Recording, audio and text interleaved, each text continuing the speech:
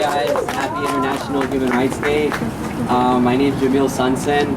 Rose is my cousin. Thank you, First Friends, for giving me the opportunity to come here and speak ever since I was a little kid. You guys can see that in Colossus, which I'm going to talk about toward the end of my speech, but I'm going to say that August 2010 is really the day where my life changed completely. Let's put this into perspective, right? I'm living my life as a normal American boy, living the normal American dream, as well as my sister, and out of nowhere I see that my dad stopped showing up home, and I was like, what's going on, right? Because my dad would always be there for us, for me, my sister, my mother, and it kept on happening day after day, and it was just very confusing at this point. And I would ask my mom, I would ask my cousin, I would ask everybody in my family, and they wouldn't give me any response. I mean, do you blame them? How are you gonna tell a 9-year-old kid of the nefarious activities that happen here in this building right here, Elizabeth Detention Center? It's horrific what these people go through day in and day out. It's actual torture. Again, from the anecdotes I've heard from a lot of people who've been detained, again, from this very brave, amazing man right here, that, again, let me shake your hand. Thank you. Thank you. He's phenomenal, and his story is huge, along with everybody else's story too. Everybody has been through a lot going through this, and the fact that I was born in this country and this affected me is ridiculous. I don't think anybody, regardless of how you look, your race, skin color, creed, I don't think anybody should be treated like these people are treated here day in and day out. Well, essentially, my mom, my cousin, everybody in my family told me that I had to literally pack everything that we ever worked for in the span of 2 weeks and go to a country that I have never visited before, a place that was a complete aberration from what I was used to. My living situation completely changed. We moved to Honduras, where at the time was one of the biggest murder capitals in the world. And I had to learn completely how to live, how to speak a new language, how to just manage myself in a country that was completely 360 degrees opposite of what the US is, right? But with that being said, right, a lot of good came from that situation. I was able to grow and become the person I am today. I was able to learn how to be independent in a sense. I was able to actually see things for what they are. So I'm very grateful for all the experiences I've been through, and I'm very grateful for all the people that I've met in my life. Again, super grateful for Sally from First Friends and Rosa Santana, my cousin, that they've given me an opportunity to come into this country again and basically be able to fight for what's right, be able to grow and become the independent young man I am today. And I'm still growing and I'm learning to become better every day. But it got to a point in Honduras where I was going to school and I was trying to adjust and be the person I am, right? Grow up as the kid that I am, struggling because I'm coming from a first world country to a third world country. And me and my sister, not only me and my sister, my parents too, because my dad at the time was doing really well. Just put this into perspective. You're an undocumented immigrant, right? In 2010, making $25 an hour. That's fantastic in 2010, right? My dad was doing fantastic. My mom was being a good mother. We had everything going for each other, everything. And the fact that my dad, my mother, my sister and I, we lost that in the blink of an eye, everything was traumatizing. So fast forward, I would say 2.5 years to 3 years after living in Honduras, me and my sister were coming back from school, and we're going down our block of where we live, and by the time we get to our house, my sister rings the doorbell. I would never ever forget this. This is so vivid. She knocks on the doorbell, and we see this random dude just come up and walk, and you know, we're young, we don't really know too much about it, so we didn't really think too much about it, but my sister was always perspicacious in the sense she would always be on top of these things, and she was like, that guy kind of looks weird, right? And I was like, no, I mean, I don't really know, I'm just trying to get home and eat, because I was hungry, I was coming back from school. And with that being said, he's coming through and he's acting like he lost something. He's trying to pick something up. He's like, and keep in mind, my sister had rang the doorbell, right? And within the span of like 5 seconds, he comes out quick and he pulls out a knife and he throws me in the corner of the wall along with my sister. And he's like, give me everything you got. And at the time, I had a BlackBerry, so that was kind of a flex. I was kind of happy about that.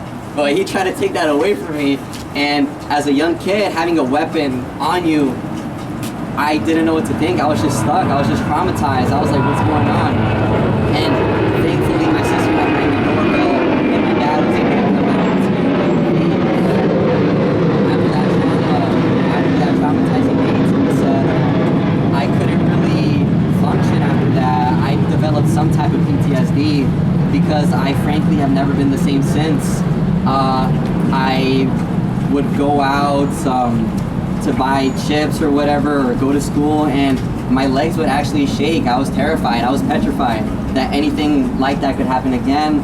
My sister, my mom, on the way to the gym, they got robbed a couple times. It was very hard for us to go through this situation. Again, all these things were very new to us, and frankly a very crazy living experience. But because of that situation, something beautiful happened, and my cousin Rosa was able to give me the opportunity to come back to the States and be able to seek a better life for myself and my family moving forward. And also that came upon the opportunity to film Colossus, which is on Amazon Prime Video. And it's a project that we worked on for a couple of years, and it shows the trajectory of young Jamil to Jamil growing up, to dealing with all these adversities, and try to pull all the puzzle pieces together and trying to put his whole life together, which then again is impossible because nobody ever has anything figured out regardless of how old you are. So you really see an insight of how cruel family separation, how cruel deportation is to not only myself, but to millions of kids, families that are just in the States right now trying to find a better life, and it's just completely revoked from them, and it's so sad. And if you watch it, I can promise you that it'll bring tears to your eyes. It's a very sad situation, and that is only one story out of the millions of stories that are yet to be heard, right? That's why I appreciate everybody here coming to fight for everybody in EDC, to fight for International Human Rights Day, to fight for everything. Because again, nobody's illegal on stolen land, right? Yes, this is a country where again, everybody came here for a reason. There's no American culture. American culture is everybody's culture. It's a culture of everybody in the world, all the way from Africa, all the way to China. It doesn't matter where you're from. We all create this country. It's a very beautiful thing, and all these laws put in place shouldn't be here. Everything when it comes to essentially, right, the fact that these people are even making money out of the suffering of these people is ridiculous, and it should be stopped. And nobody should go what I've gone through, what Yanet's gone through, what everybody in the team has gone through. It's horrible. These experiences not only affect, like I said, the immigrants going through this, but their families as well. I was born here and I had everything going for me, and in the blink of an eye it was taken away from me. But here I am again 13 years later, a wiser person, a stronger human being, a stronger man. I'm trying to be better every single day. And this has been so mortifying to the fact that my day-to-day life, I'm affected by this. You think it's easy to wake up every freaking morning and not being able to see my mom and hug her and kiss her and just expect that meal that she would always have for me when I wake up? It's hard. It's hard to not see my dad. It's hard to not see my sister. It breaks my heart seeing my sister and my mother right now and my dad suffering in this country, knowing that they had everything going for them when they were here.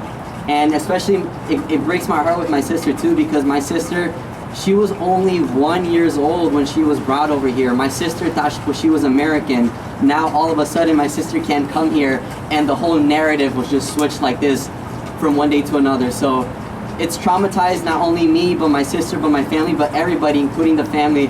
Rosa, we talk about all these situations to this day, and we always try to find better ways to kind of like deal with the situation. Again, nobody's perfect. We've all been through things, we've all struggled, but if there's one thing I can tell you guys right now, that regardless of what you guys go through, things are always gonna be okay. Things always work out in the end. and you just got to be strong. I have great news. Fortunately, everything's working in my favor. The petition has been going really good, and my dad should be here by next year, early next year. So it's gonna be a crazy situation, and I hope to have him here one day and have him speak to you guys to kind of have his notion in the side of the story of all this chaoticness. Because at the end of the day, there truly is beauty behind the madness. Just continue fighting, continue having a positive outlook, because we really have no choice. We really don't. There's only one way you can look at things, right?